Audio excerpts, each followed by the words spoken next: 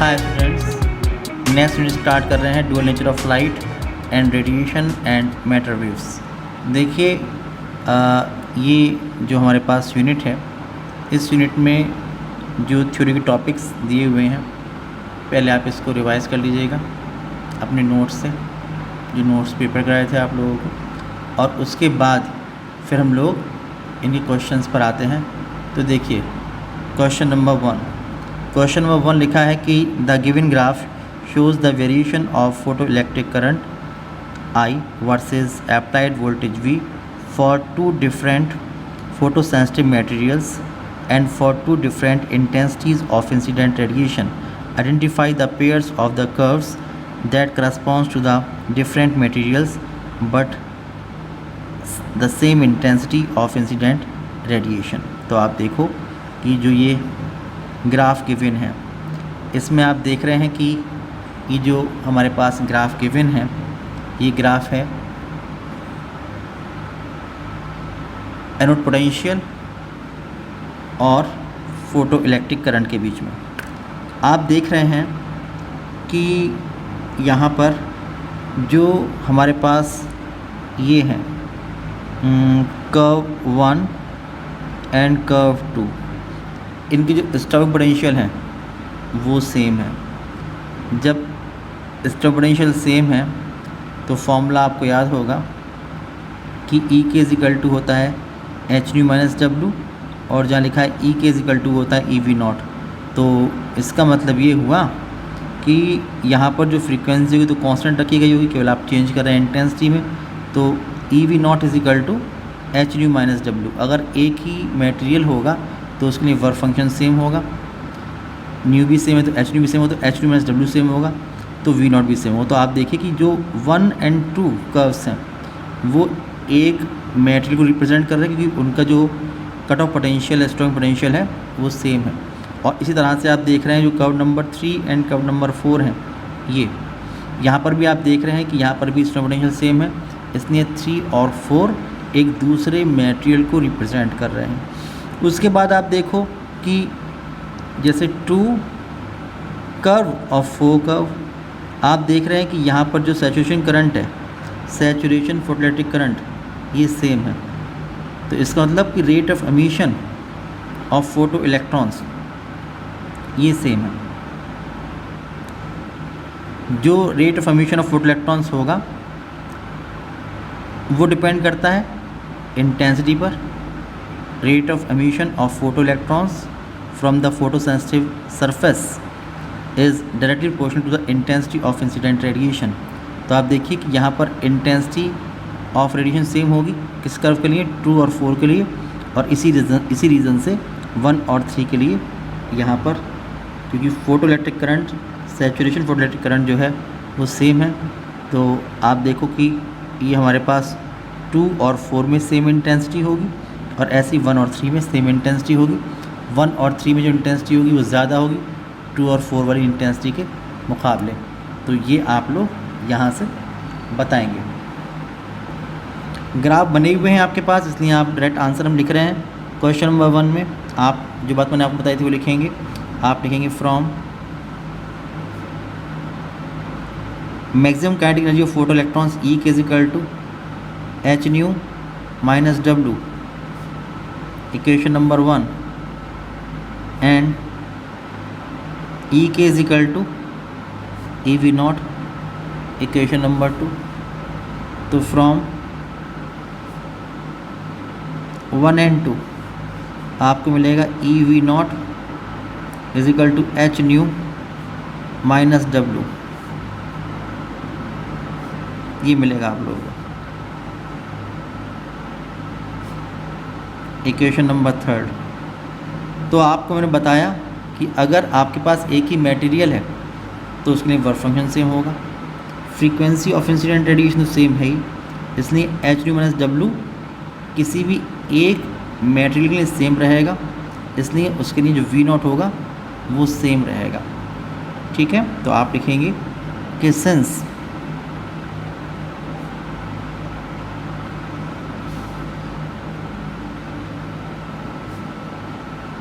stopping potential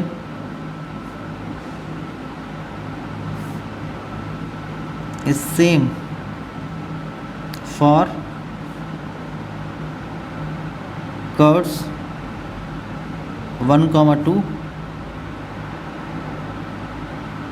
and same for curves 3, 4। ये 3 और 4 के लिए ये सेम है पोटेंशियल, ठीक है ना। सो 1, 2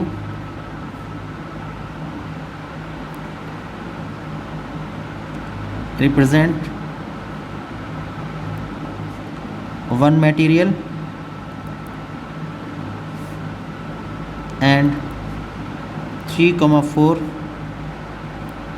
represent the other material।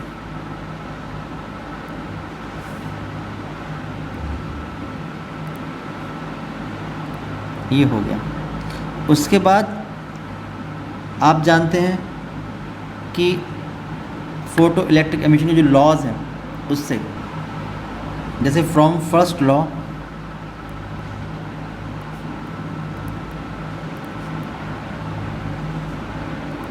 of photoelectric emission,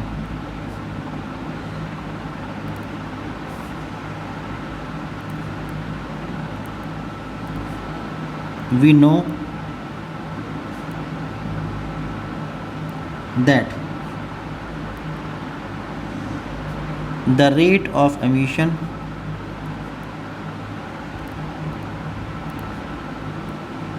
of photoelectrons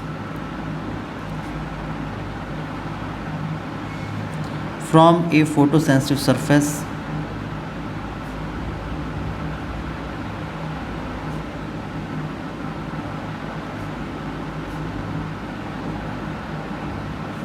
is directly proportional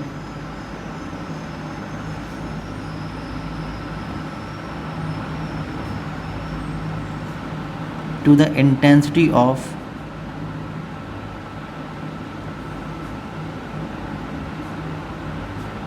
incident radiation.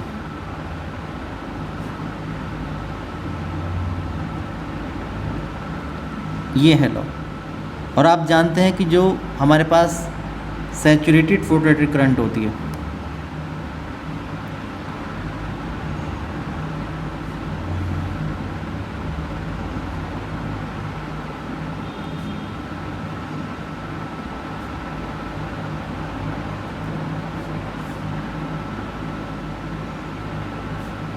ये जो I है, ये it is directly proportional to rate of emission of photo electrons, rate of emission of photo electrons. और जो first law है इसके according जो rate of emission of photo electrons है वो किस पर डिपेंड कर रहा है, वो डिपेंड कर रहा है कि इंटेंसिटी ऑफ इंसिडेंट रेडिएशन, वो डिपेंड कर रहा है intensity of incident radiation. It depends, it is directly proportional to the intensity of incident radiation.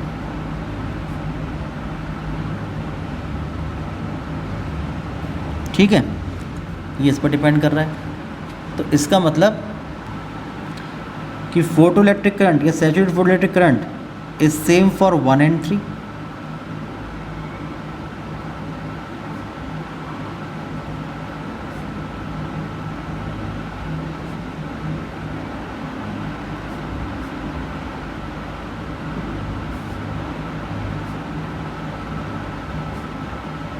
same for curves 1, 3 and same for 2 and 4. So 1, 3 represents 1, 3 represent the same intensity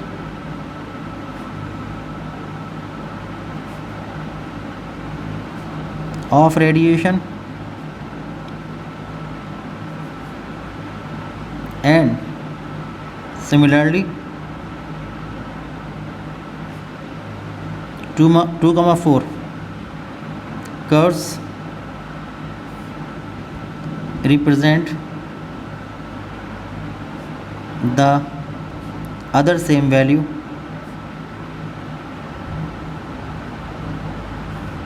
of intensity of incident radiation.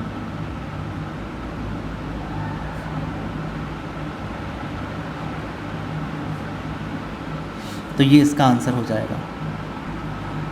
Question number 2 देखिए, लिखा है right the expression for the D Broglie wavelength associated with the charge particle having charge q and mass capital M when it is accelerated by potential v। Okay, तो देखो इस question में, question number 2 में आप जानते हैं कि हमारे पास जो एक्सप्रेशन होता है डी ब्रॉगली वेवलेंथ का, आप लिखेंगे we know that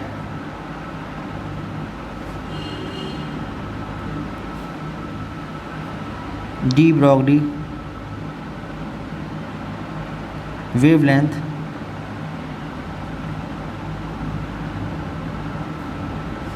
lambda suffix d is equal to होता है h/p, ये फॉर्मूला होता है। आप जानते हैं जहाँ लिखा है p वो होता है इसका लीनियर मोमेंटम, तो जहाँ लिखा है p वहाँ आप लिख दोगे m इंटू वी, ये आप लिख देंगे। उसके अलावा आप जानते हो कि काइनेटिक एनर्जी का फॉर्मूला होता है k is equal to half mv², half mv²। यहाँ से अगर आप v निकालोगे तो v इज इक्वल टू आएगा √2k/m, ये आएगा। इसको आप पुट करोगे 1 में, पुटिंग इन 1,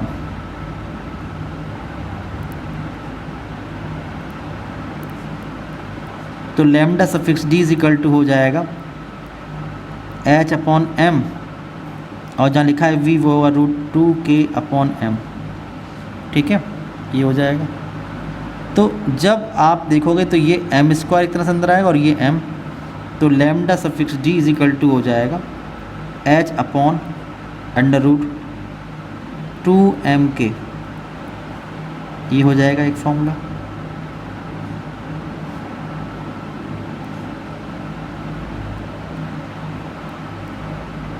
ठीक है, अब क्या होगा कि अगर ये चार्ज पार्टिकल है, चार्ज है इसका q, अगर आपने इसको v वोल्ट से एक्सलेट किया तो k कितना होगा, k इज इक्वल टू होगा q इंटू वी। तो अगर ये पुट कर देंगे हम लोग 2 में, तो फ्रॉम इक्वेशन 2 जो आपका आंसर होगा वो आप लिखेंगे lambda d is equal to h/√, यहाँ से आप लिखोगे तो ट्वाइस m qv, तो 2m q इंटू वी, तो ये फॉर्मूला निकल के आता है डी ब्रॉगली वेवलेंथ का।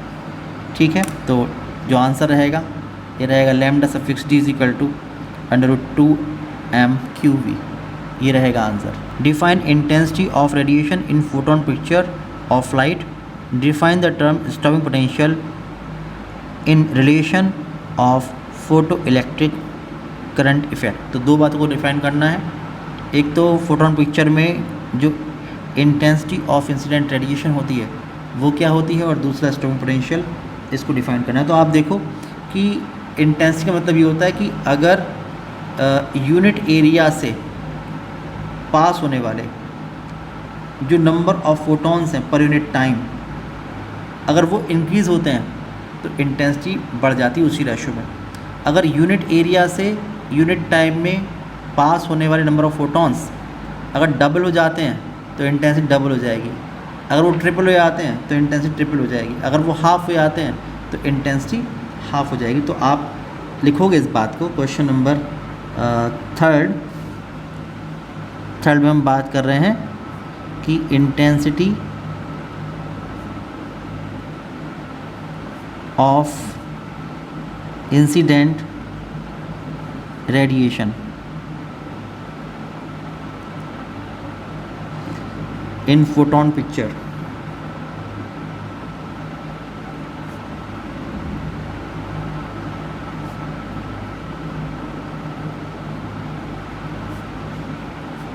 Of light is defined as the number of photons passing through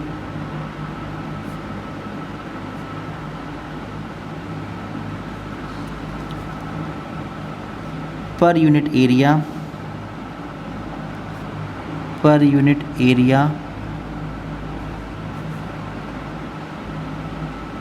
perpendicularly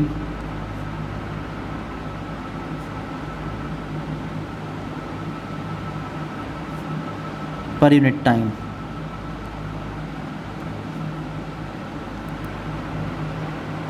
तो इसको आप लोग इंटेंसिटी कहेंगे।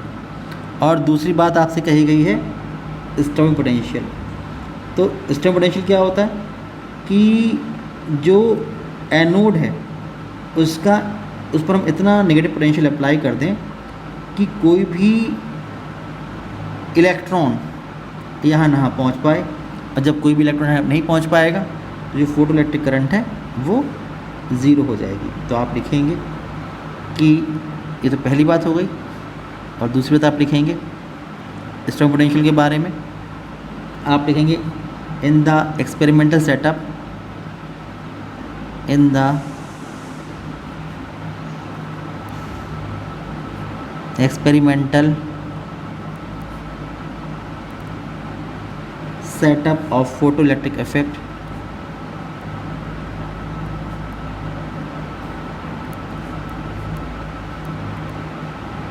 of photoelectric effect, the value of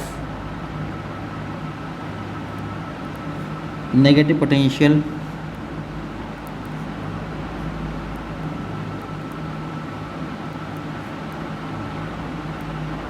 of anode at which photoelectric current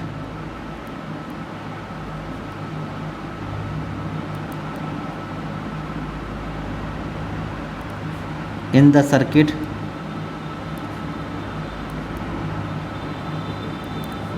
becomes zero।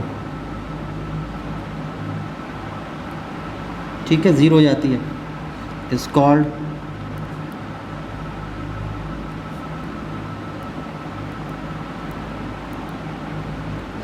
Stopping potential और cut off potential.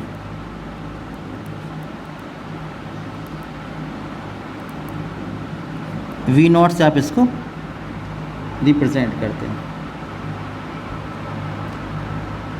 V not से आप इसको represent करते हैं, cut off potential V not. लेकिन ये भी ख़ास बात होती है कि अगर हम फ्रीक्वेंसी चेंज करते हैं तो फिर ये चेंज होता है। इसलिए cut off potential V not for the given frequency of the incident radiation, for the given frequency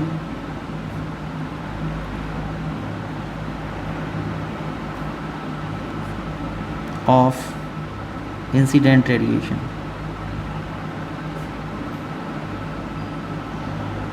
मतलब कहने का ये है कि जो स्ट्रॉन्ग पोटेंशियल होता है वो दो बातों डिपेंड करता है, एक तो मटेरियल पर और दूसरा फ्रीक्वेंसी पर। जैसे कि अगर आपको इस बात को एक्सप्लेन करना तो हम लोग कर सकते हैं। आप देखो कि from maximum kinetic energy of photo electrons,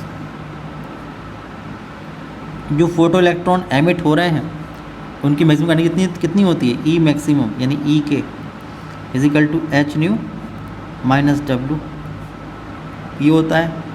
और अगर आपने लगाया potential strong potential V naught और सारे इलेक्ट्रॉन रुक गए, तो इसका मतलब आपने जो energy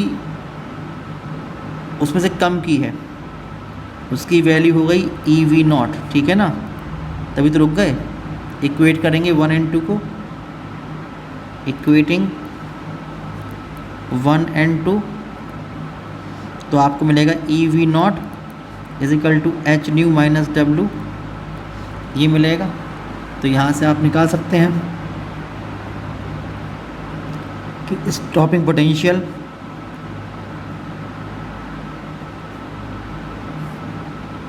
we naught is equal to h nu minus W upon e, ठीक है। तो यहाँ से आप देख सकते हैं कि किस किस पर डिपेंड कर रहा है, एक तो W पर डिपेंड कर रहा है यानी कि work function of the material, और दूसरा न्यू पर डिपेंड कर रहा है। तो इट डिपेंड्स ऑन मेटल यानी work function and frequency new of incident radiation.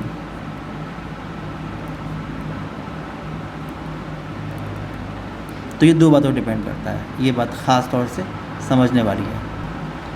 Question number 4 देखिए, लिखा है show the variation of photoelectric current with collector plate potential for different frequencies but of the same intensity of incident radiation. अगर किसी surface पर आप लोग light डालते हैं और वहाँ पर जो इंटेंसिटी ऑफ इंसिडेंट रेडिएशन है वो सेम रहती है, लेकिन जो फ्रीक्वेंसी है वो चेंज होती जाती है, तो किस तरह का ग्राफ आप लोगों को मिलेगा फ़ोटो इलेक्ट्रिक करंट और एनोड पोटेंशियल के बीच में, ये आपको शो करना है। तो देखिए, शो करने के लिए क्वेश्चन नंबर 4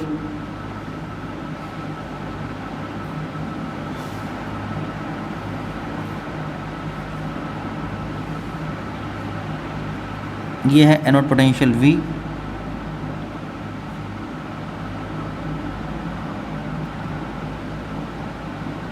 और यह है photo electric current I।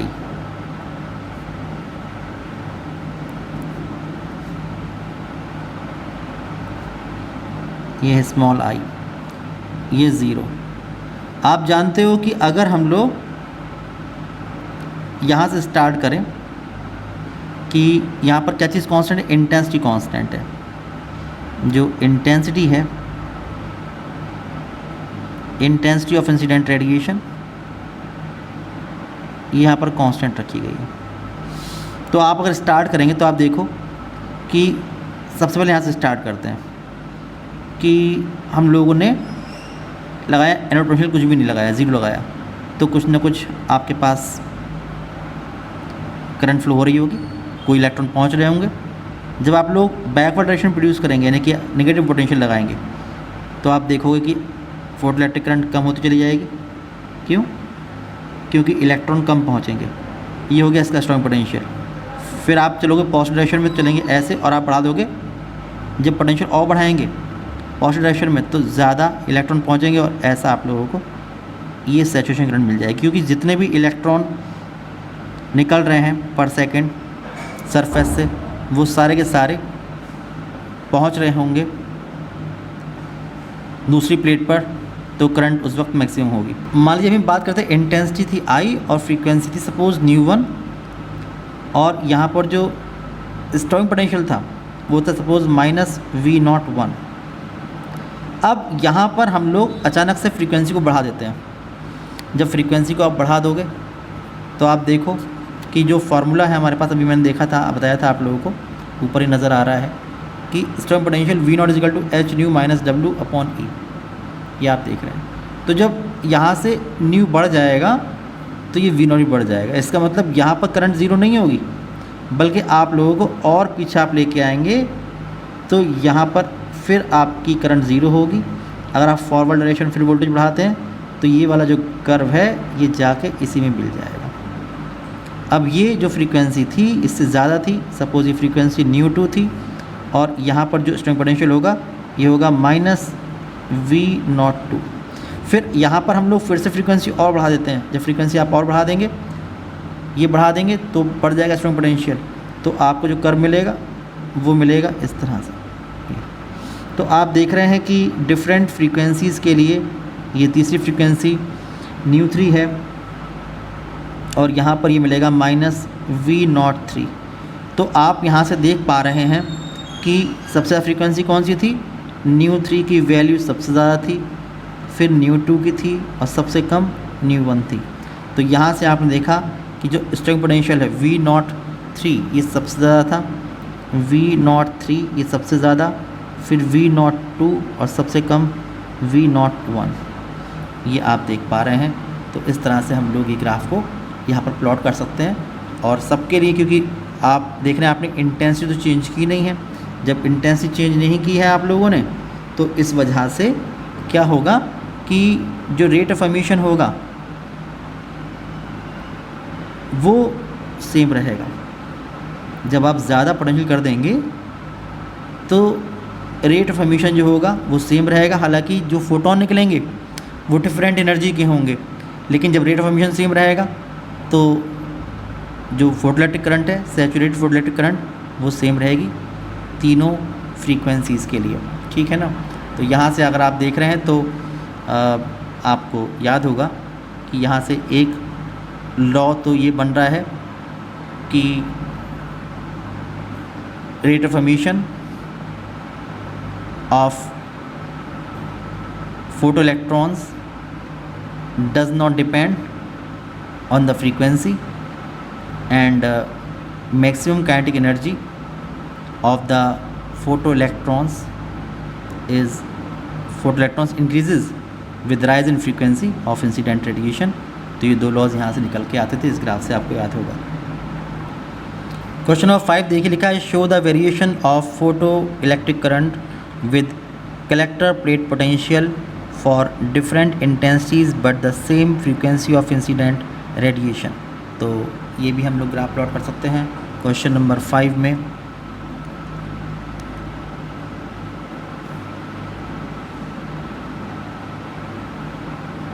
Photo electric current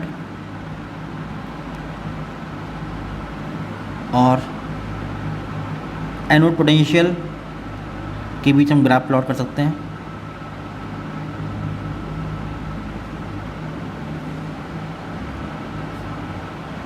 photo electric current ये है स्मॉल आई, और विद कलेक्टर प्लेट पोटेंशियल ये है कलेक्टर प्लेट पोटेंशियल या एनोड पोटेंशियल, कुछ भी कह दें आप, ये है, ये ज़ीरो है। यहाँ पर पिछले वाले ग्राफ में इंटेंसिटी कांस्टेंट थी और यहाँ पर फ्रीक्वेंसी न्यू ये आपने कांस्टेंट रखी है, या आप लोगों ने वेवलेंथ भी कह सकते हैं कि आप वेवलेंथ जो लैम्डा है वो भी कांस्टेंट है।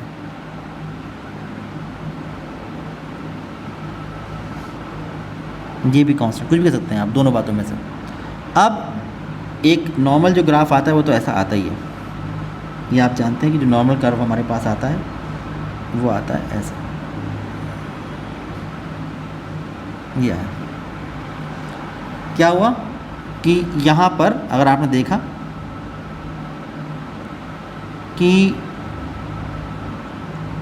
पोटेंशियल अप्लाई किया ज़ीरो, तब भी कुछ इलेक्ट्रॉन ऐसे हैं जो पहुँच रहे हैं दूसरी प्लेट पर, और अगर हम लोग वोल्टेज कम करते हैं तो इलेक्ट्रॉन कम पहुँचते हैं, करंट कम होती है, और एक पर्टिकुलर वैल्यू पहुंचकर वोल्टेज की एक पर्टिकुलर वैल्यू पर कोई भी करंट नहीं पहुंचती है, और ये इसका स्टॉपिंग पोटेंशियल होता है -V0। ठीक है। अब मान लीजिए कि इस वक्त फ्रीक्वेंसी तो न्यू थी और जो इंटेंसिटी थी वो मान लिया था I1, ये इंटेंसिटी थी I1। अब यहाँ पर पहुँच के हम लोग इंटेंसिटी को मान लीजिए कि हाफ कर देते हैं, ये कर दिया आप लोगों ने हाफ।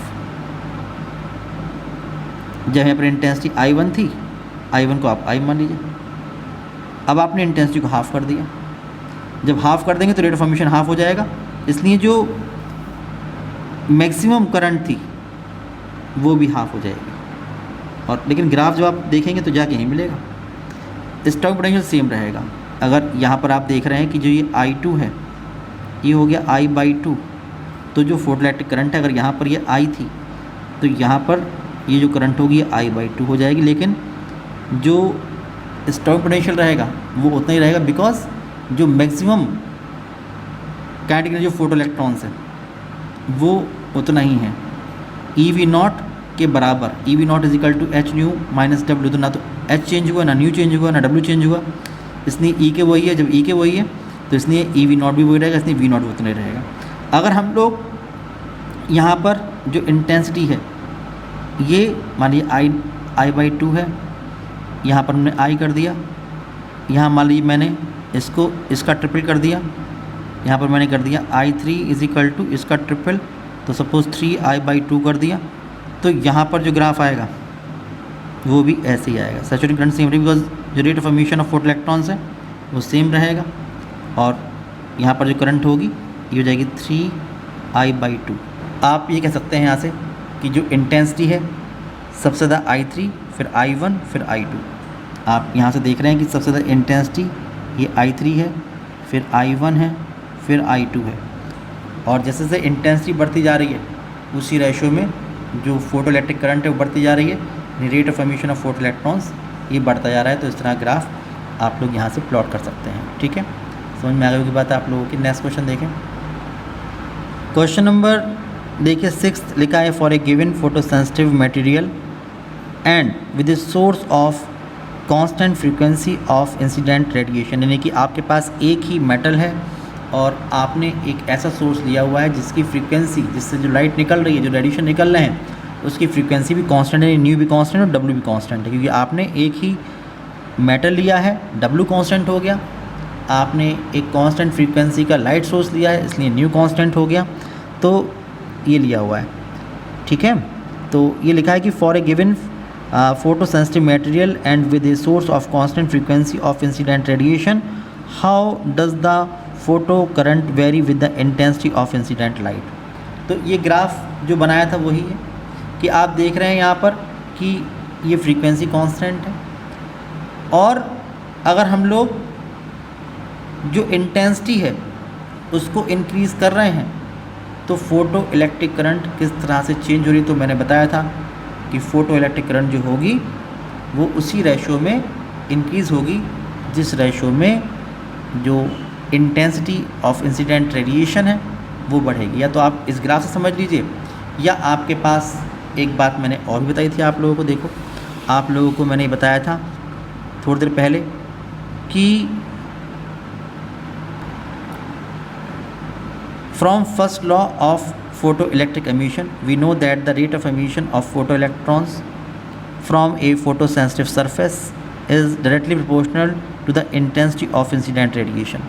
तो यहाँ से भी आप एक्सप्लेन कर सकते हैं कि अगर आप लोग किसी भी एक मेटल पर कांस्टेंट फ्रीक्वेंसी की आप लाइट डाल रहे हैं, लेकिन अगर आप लोग इंटेंसिटी को इंक्रीज़ कर रहे हैं तो जो रेट ऑफ एमिशन ऑफ फोटोइलेक्ट्रॉन्स है वो उसके डायरेक्टली प्रोपोर्शनल होगा इंटेंसिटी के। और आप जानते हैं जो हमारे पास सैचुरेटेड फोटोइलेक्ट्रिक करंट होती है I, वो रेट ऑफ एमिशन पर डिपेंड करती है, रेट ऑफ एमिशन ऑफ फोटोइलेक्ट्रॉन्स से डायरेक्टली प्रोपोर्शनल होती है।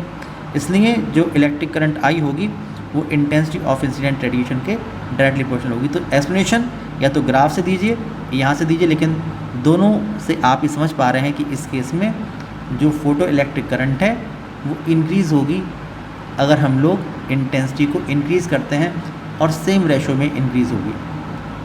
तो क्वेश्चन नंबर 6 का आंसर आपका ये होगा कि saturated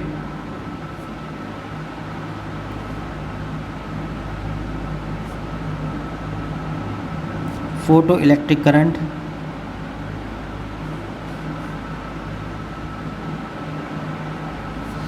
I is directly proportional to rate of emission of photoelectrons, और ये किस पर डिपेंड करता है कि intensity of incident radiation.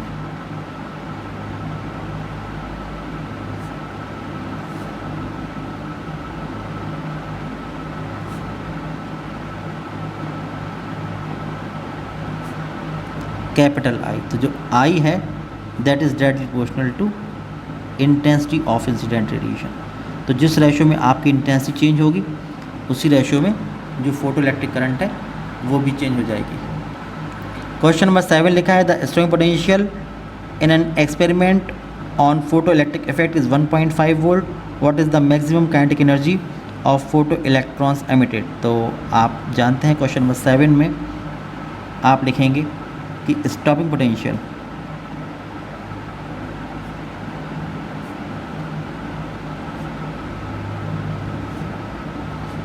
V naught is equal to 1.5 volt. Okay. What is the maximum kinetic energy of the photoelectrons emitted? तो आप लिखेंगे कि maximum kinetic energy of emitted photoelectrons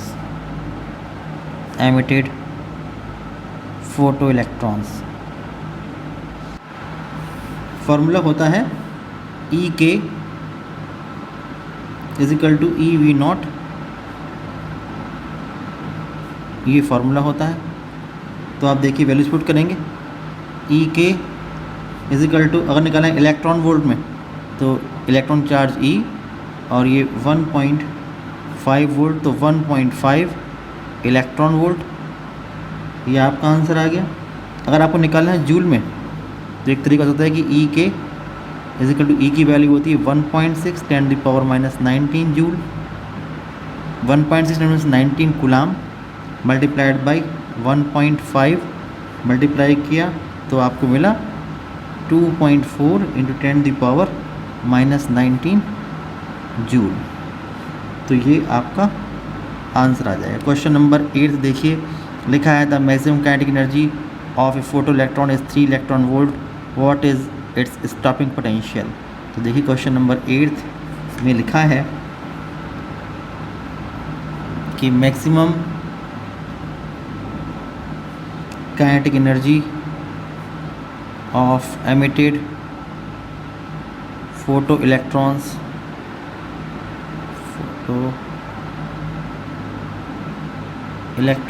ये गिवन है कितनी, E K is equal to 3 electron volt, और आपको निकालना है stopping potential.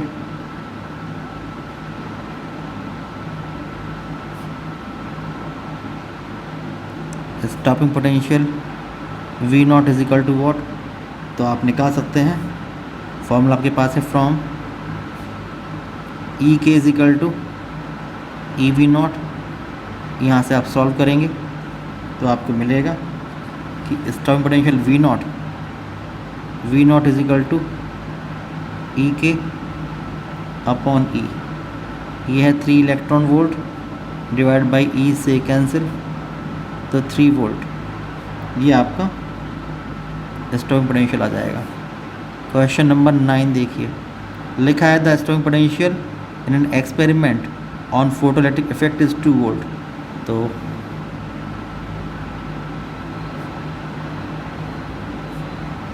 Stopping potential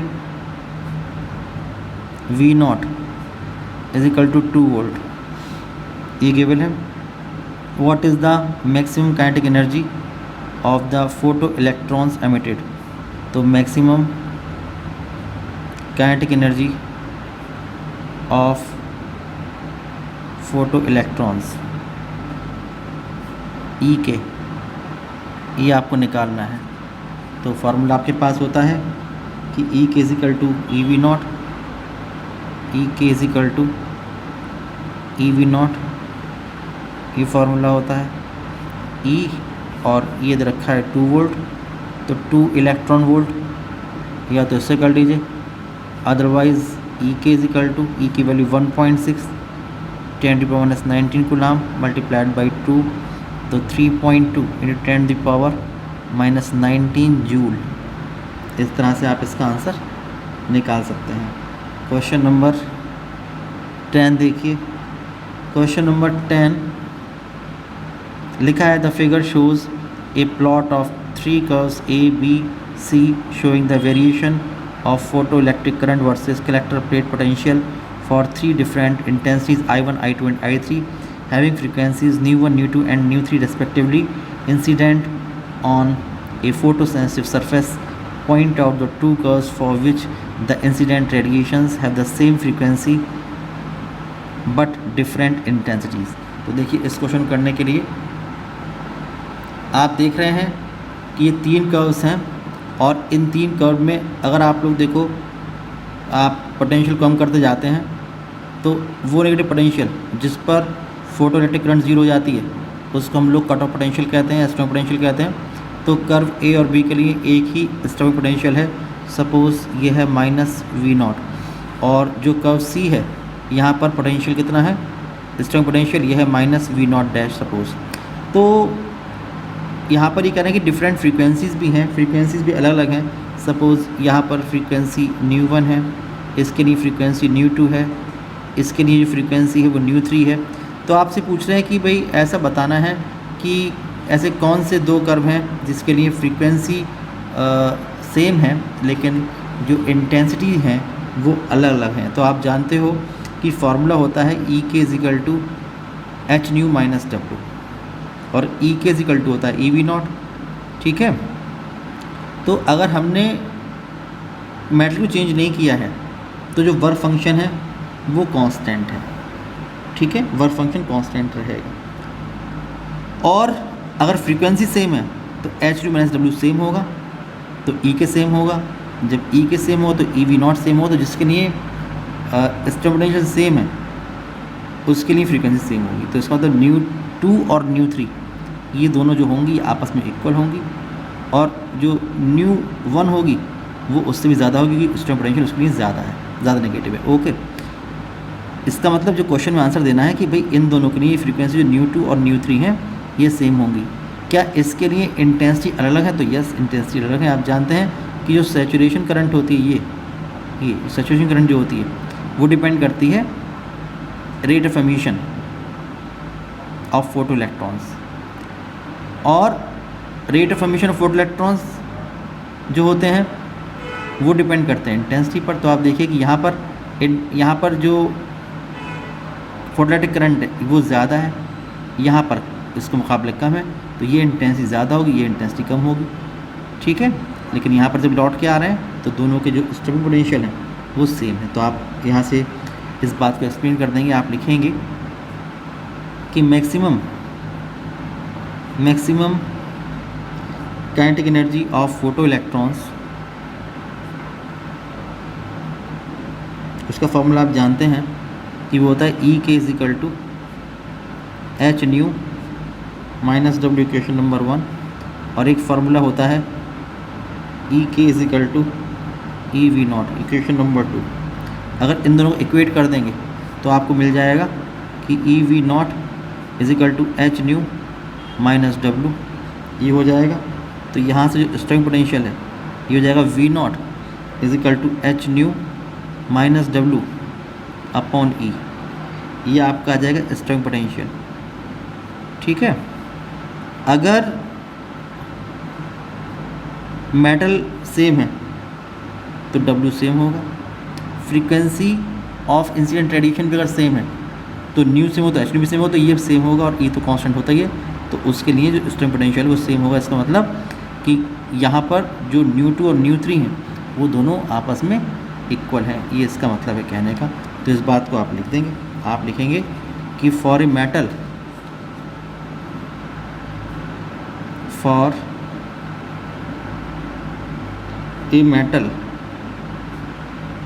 work function W ये कांस्टेंट होगा, ठीक है। फॉर सेम फ्रीक्वेंसी न्यू, जब फ्रीक्वेंसी सेम है तो स्टॉपिंग पोटेंशियल क्या होगा, सेम होगा।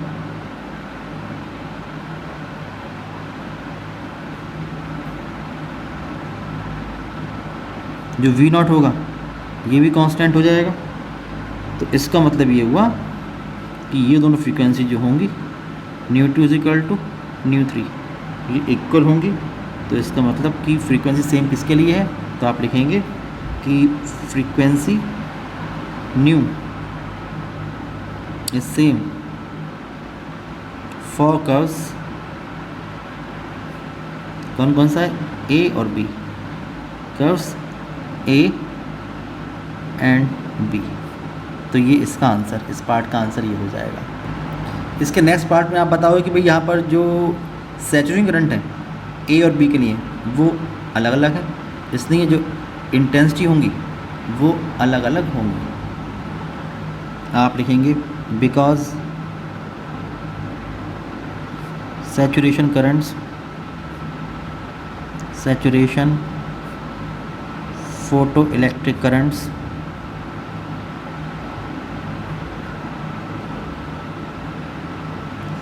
are different for curves A and B, so these curves are plotted for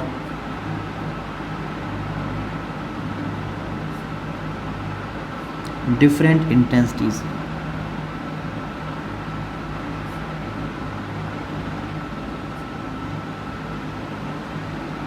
और आप देख रहे हैं क्योंकि ये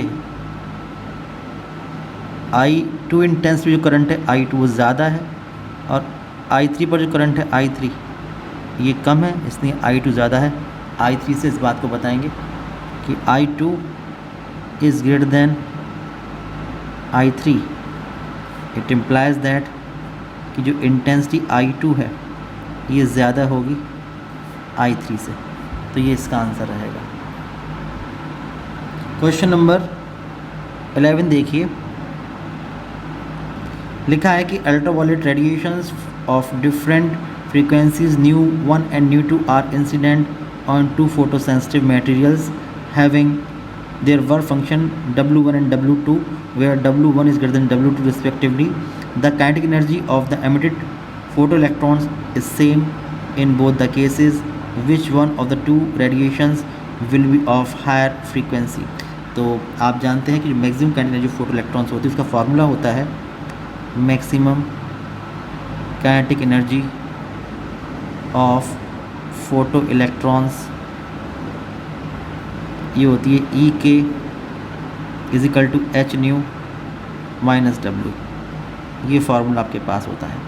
अब इस क्वेश्चन में आपके पास दो केस हैं, दो डिफरेंट फ्रीक्वेंसीज़ के अल्ट्रावायलेट रेडिएशंस दो ऐसे मेटल पर डाले जा रहे हैं जिसके वर्क फंक्शन W1 और W2 हैं, जहाँ पर W1 की वैल्यू W2 से ज़्यादा है, और उस पर डिफरेंट फ्रीक्वेंसी के nu1 और nu2 के रेडिएशन आप लोग डाल रहे हैं, और दोनों से निकलने वाले जो फोटो इलेक्ट्रॉन्स हैं उसकी मैक्सिमम काइनेटिक एनर्जी जो है दोनों सेम है, इक्वल है। तो आपको बताना है कि nu1 और nu2 में कौन सा ज़्यादा होगा। तो आपको इसको करने के लिए आपके पास दो केसेस हैं, case first and case second. इस क्वेश्चन को कैसे करेंगे, केस फर्स्ट और केस सेकंड।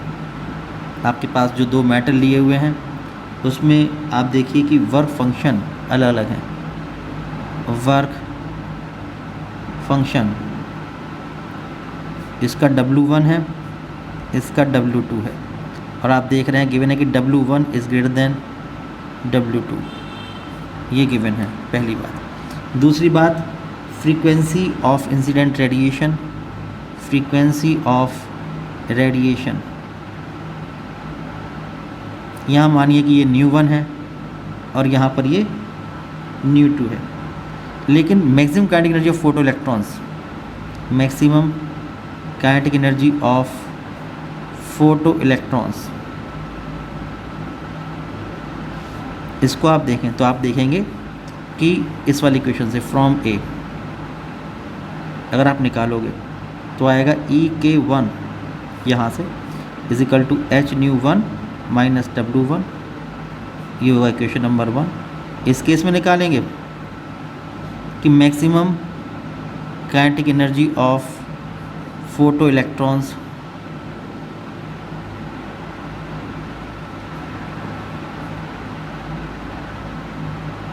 फ्रॉम ए, तो हो जाएगा E(k)(2) is equal to h nu2 minus W2, equation number 2। अब दोनों ही केस में जो आपके पास E(k)(1) और E(k)(2) आए हैं, आप देखिए कि अकॉर्डिंग टू क्वेश्चन ये दोनों सेम है, तो आप लिखेंगे according to question, but according to question जो E(k)(1) है ये E(k)(2) के इक्वल है, hence equating 1 and 2।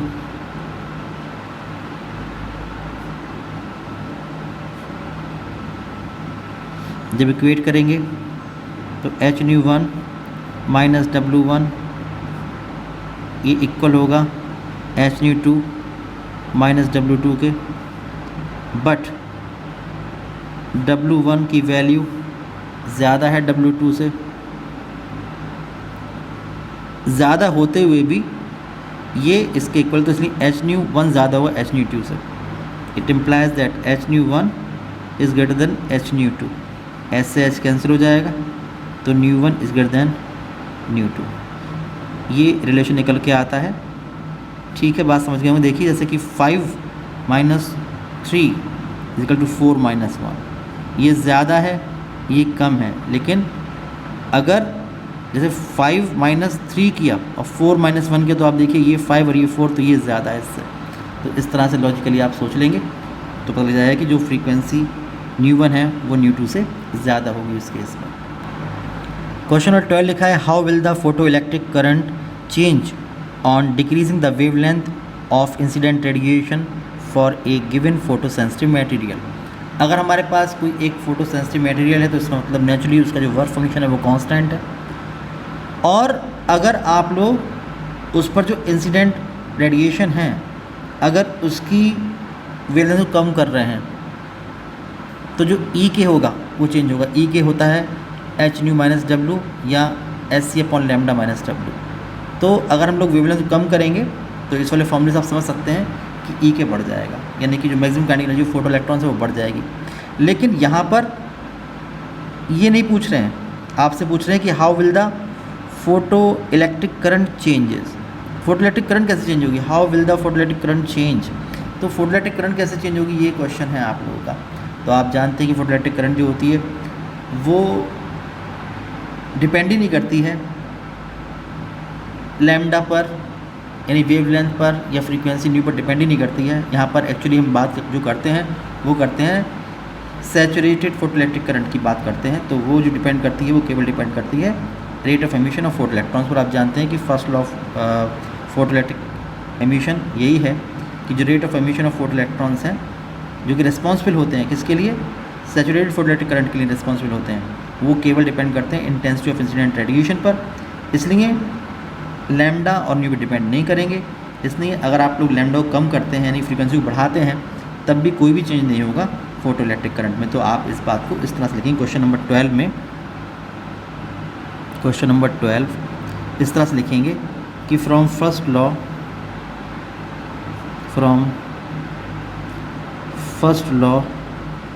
Of photo electric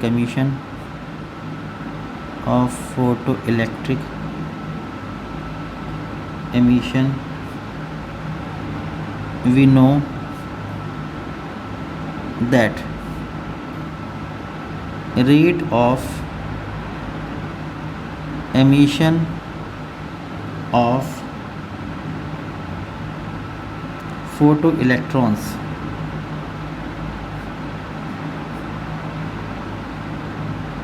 which is responsible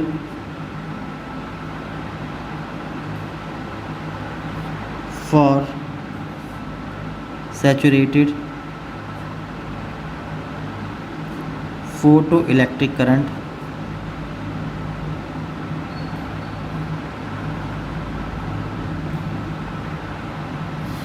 it is directly proportional to the intensity of incident radiation।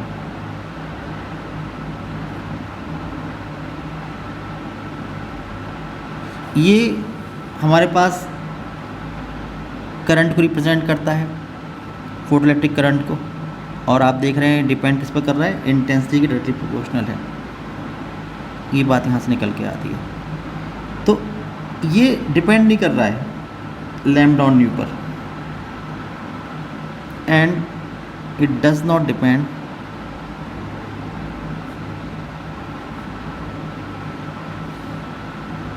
on lambda or nu of incident radiation।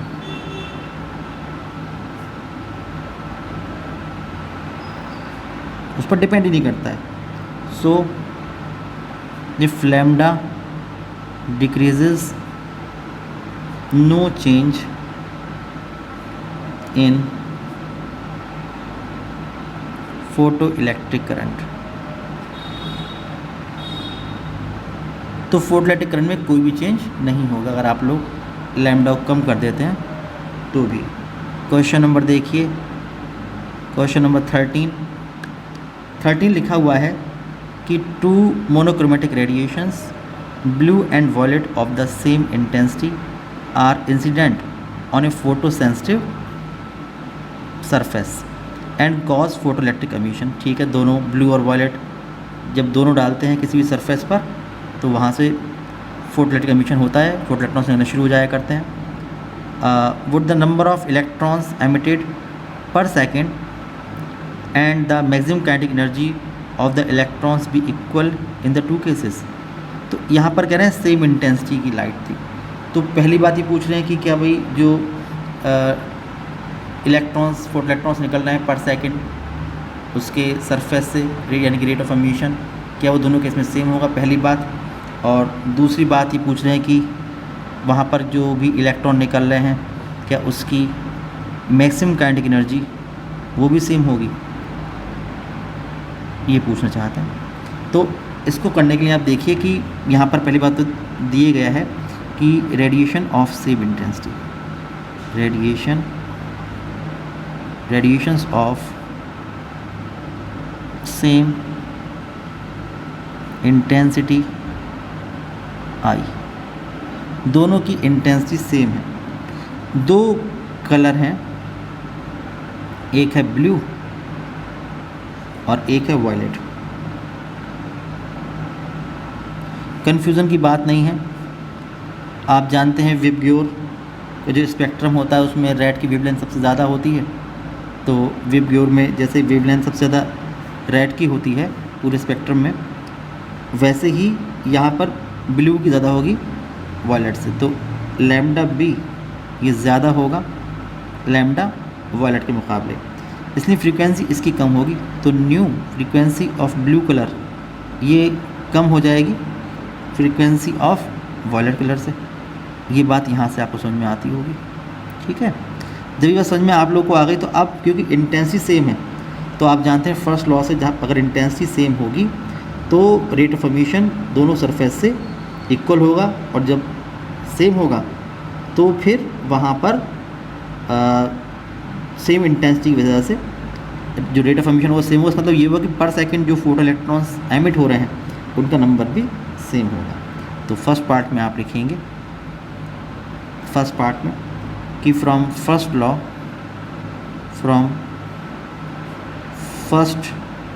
Law of photoelectric emission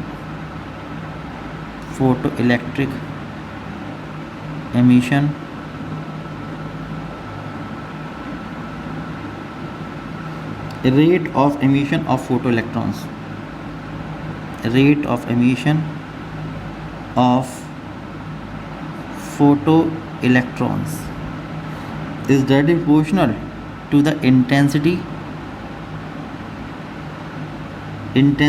of incident radiation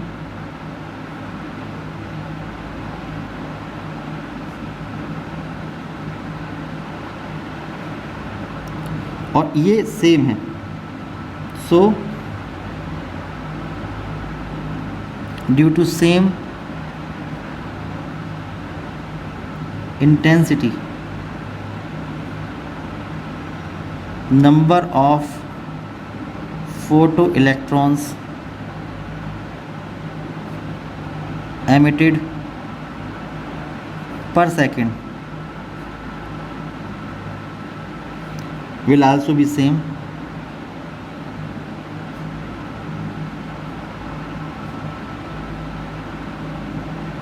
in both the cases. तो दोनों case में पर second जो हमारे photo electrons emit हो रहे हैं वो सेम होगा. सेकंड पार्ट पूछ रहे हैं कि क्या भाई काइनेटिक एनर्जी भी सेम होगी. तो फॉर्मूला होता है मैक्सिमम काइनेटिक एनर्जी का कि maximum kinetic energy of photo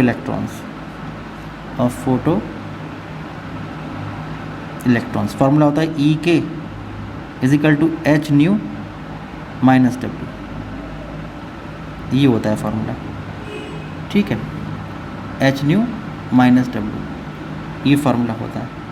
तो लेकिन आप लोग यहाँ से देख रहे हैं कि जो ब्लू कलर की फ्रीक्वेंसी है, आपने देखा कि but nu of blue colour is less than nu of violet colour, इसलिए h nu for blue colour ये कम और h nu for violet colour ये ज़्यादा, इसलिए भाई डब्ल्यू तो सेम ही होगा। अगर हमारे पास एक सरफेस है तो सरफेस के लिए जो वर्क फंक्शन होता है वो तो हमेशा सेम रहता है। आप लिखेंगे if W be the work function of metal, तो क्या होगा, तो आप देखोगे कि यहाँ से h nu B minus W ये कम होगा और h nu violet minus W ये ज़्यादा होगा, इसलिए एच न्यू माइनस डब्ल्यू क्या होता है, ये होता है maximum kinetic energy photoelectrons. तो आप देखोगे कि जो ब्लू कलर है h E kinetic maximum kinetic energy for blue colour ये कम होगी और maximum kinetic energy for violet colour ये ज़्यादा होगी। तो यह बात निकल के आती है सामने कि भाई जो वायलेट कलर है उस रेडिएशन से जो भी फोटो इलेक्ट्रॉन्स एमिट होंगे उसकी काइनेटिक एनर्जी ज़्यादा होगी ब्लू कलर के रेडिएशन से निकलने वाले फोटो इलेक्ट्रॉन्स की काइनेटिक एनर्जी के मुकाबले। तो आज के इस वीडियो में इतने रखते हैं, नेक्स्ट वीडियो में इससे आगे क्वेश्चंस हम लोग डिस्कस करेंगे। तब तक के लिए बाय बाय।